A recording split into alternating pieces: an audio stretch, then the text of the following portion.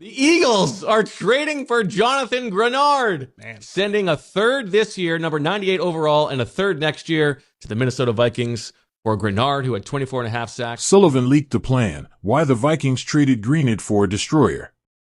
Skol Nation, I need you to stop whatever you are doing right now, put down the phone, close the laptop, pause the podcast, and give me your complete and undivided attention for the next several minutes, because what is happening inside the walls of U.S. Bank Stadium this offseason is unlike anything this franchise has attempted in modern NFL history. And I mean that with every single fiber of my being. What the Minnesota Vikings front office is constructing is either the most brilliantly disguised master plan we have seen from any franchise in recent memory, or it is the most breathtaking high-wire act any organization has dared to attempt in the salary cap era of professional football.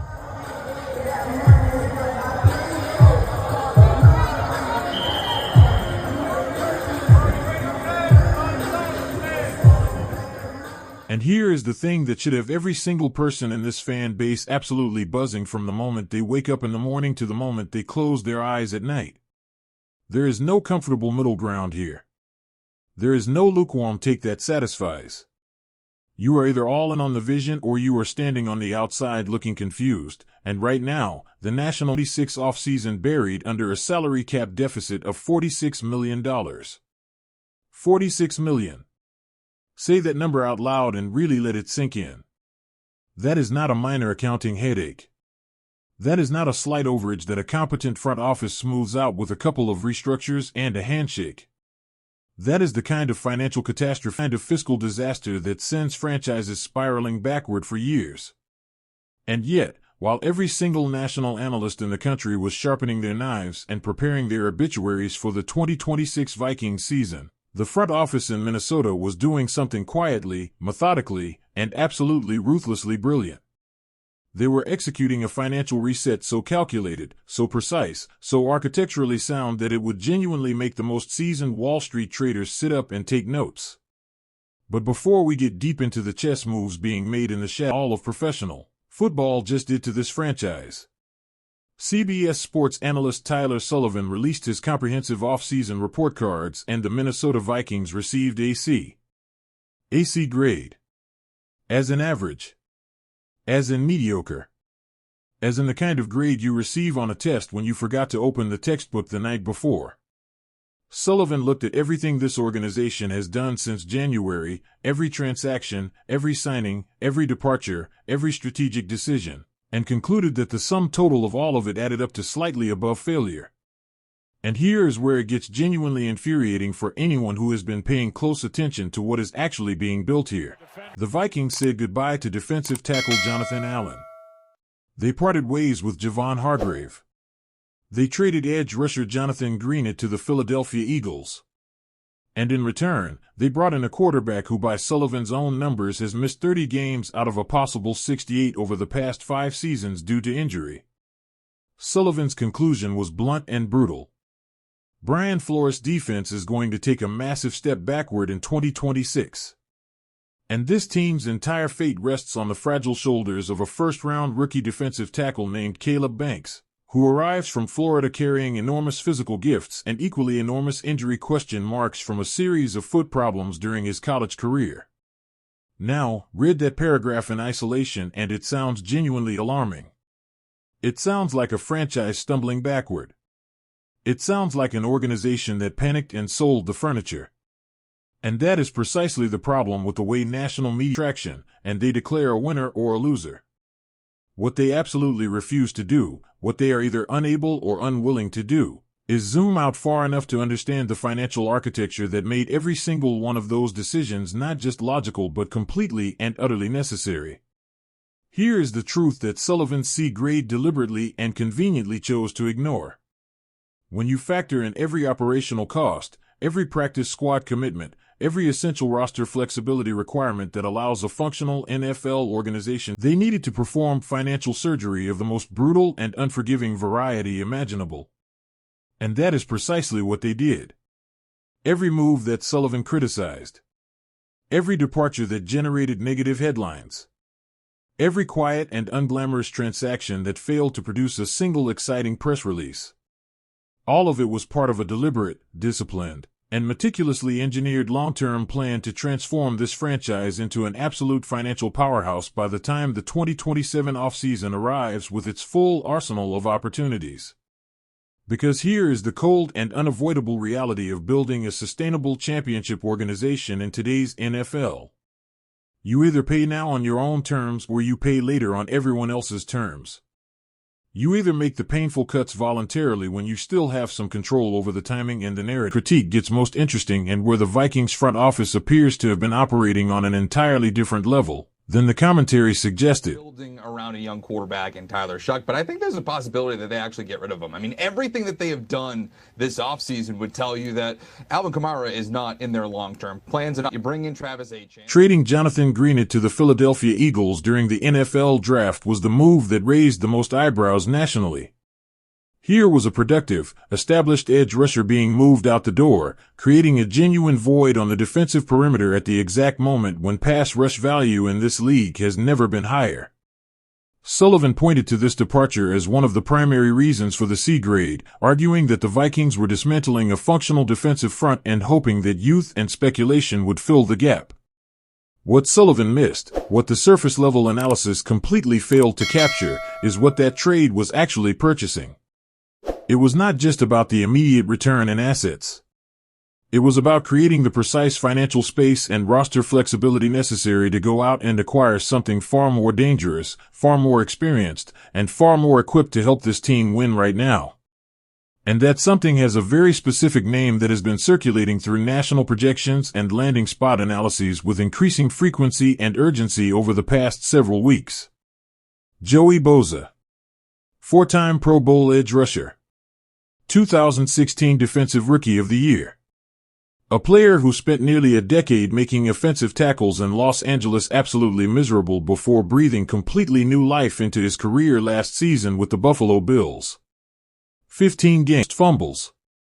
9 tackles for loss.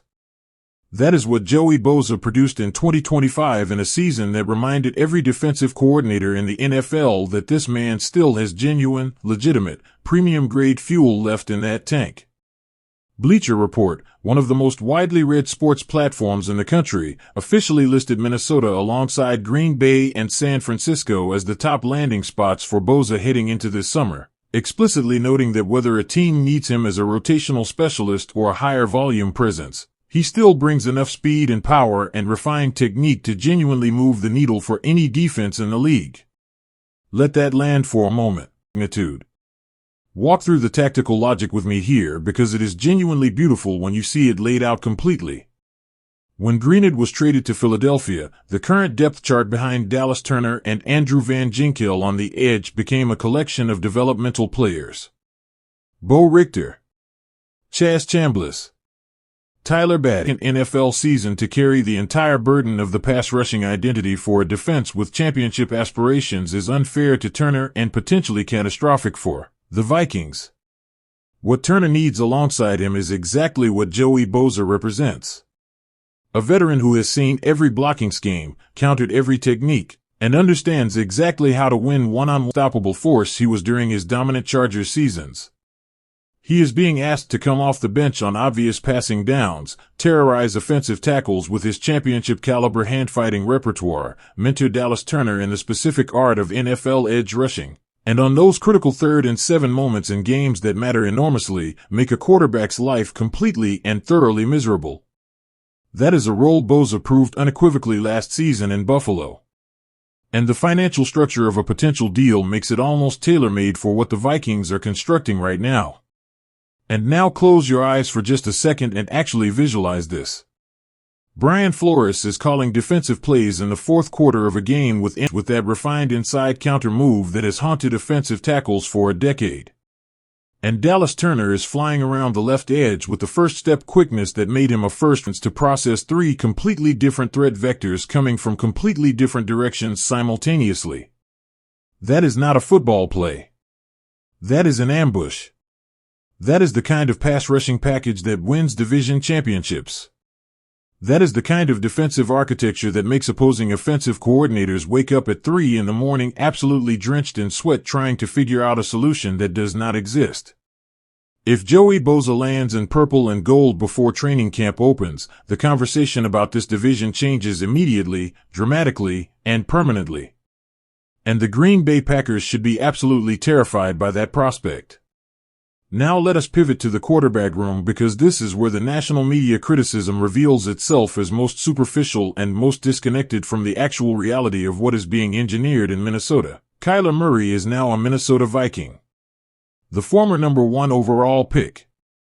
A dual-threat weapon who at his absolute ceiling is one of the most electrifying playmakers in the entire NFL when he is upright and healthy.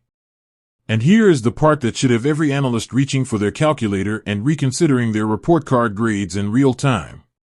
Murray arrived at U.S. Bank Stadium on a 1-year deal that is being primarily covered financially by the Arizona Cardinals.